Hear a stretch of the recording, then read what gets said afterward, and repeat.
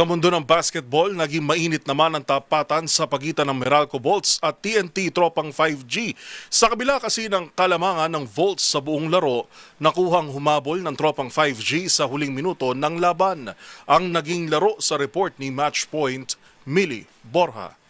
Makapigil hiningang naging laban sa pagitan ng Meralco at TNT matapos mapigilan ng Bolts ang late game rally ng Tropang 5G with 110-106 final score sa PBA Season 50 Commissioner's Cup noong Martes sa Ninoy Aquino Stadium. Muntik nang maaksaya ng Bolts ang 20-point lead bago napigil ang matinding paghahabol ng TNT sa huling minuto ng laro.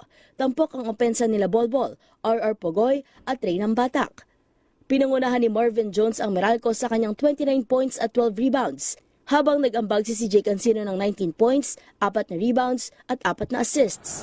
Well, sa Meralco naman, hindi naman namin talagang sinasabi na ikaw yung matasing average, dapat ikaw palaging gumagawa. With the ball movements na ginagawa namin, yung assist namin now is 32 assists. At talagang mas pinagtutunan namin ng pansin yung ball movement namin. Siguro na nasasaktuhan lang na ako yung nalilibre nung time na yon. Sa akin bumabagsak yung bola when mga 8 seconds.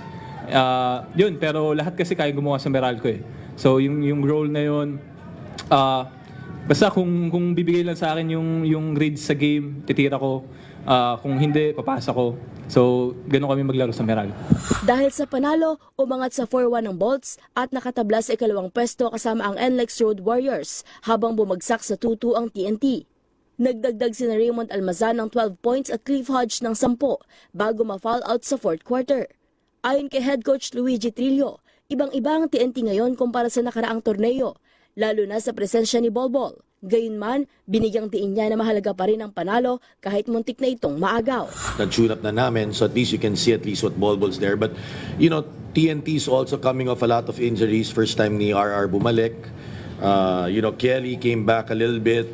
What do you call this? There are a couple of guys there who had just come back into the rotation, right? So probably we're catching them in a time where they're not at their best kasi most guys are coming in. But at the end of the day, this is a really big for our franchise because we know how hard it is to get into the top 4. Bagamat hindi nakalamang ang TNT sa buong laro, nagpakawala sila ng sunod-sunod na runs sa fourth quarter upang makalapit sa 2 puntos at 107-105 sa huling minuto. Ngunit pumalya ang tres ni Pogoy at sinundan pa ng foul kay Chris Newsom na nagbigay daan para masiguro ng Meralco ang panalo. Nanguna sa TNT si Bolbol na may 28 points at 12 rebounds habang nagdagdag si Jordan Heading ng 21 points. At sa mga latest updates sa mundo ng sports, para sa MBC TV Network News, ito si Millie Borja ng DZRH TV, una sa Pilipinas, una sa Pilipino.